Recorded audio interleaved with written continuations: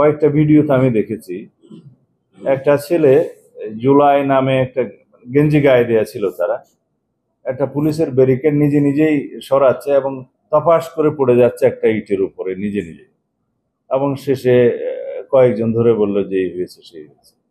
আর একজন ছেলে দেখলাম যে নিজে নিজেই পড়ে গিয়ে বলছে যে আহত হয়েছে এবং তার পায়ে সিটি স্ক্যান লাগবে, এবং বলছে যে সে এসএসসি পাস করছে এমসি কলেজ থেকে ছিলেন।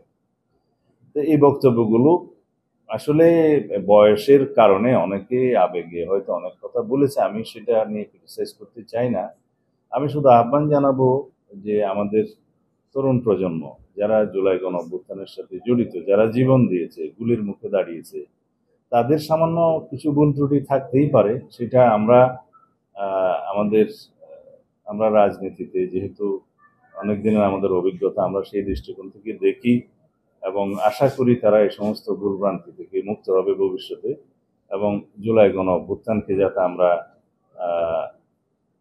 মানে কলঙ্ক মুক্ত রাখতে পারি সেইভাবে তারা ভূমিকা রাখবে না। তারা আমাদের সন্তানের মতো, তারা কিছু কিছু ভুলভ্রান্তি করতেই পারে, সেটাকে আমরা এত সিরিয়াসলি নেই না।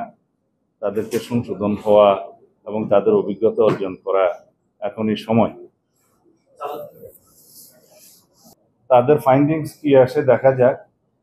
তবে আমার মনে হয় কিছু কিছু ঘটনা একই সূত্রে গাথা, যে দেশে একটা অস্থিরতা সৃষ্টি করার জন্য হয়তো বা এগুলো করে থাকতে পারে কোনো কোনো গোষ্ঠী। তার সাথে হয়তো পতিত ফেসিবাদের দোসররা এবং পতিত ফেসিবাদ জড়িত থাকতে পারে, তবে সেটা তদন্ত করার আগে বলা যাবে না। ধন্যবাদ।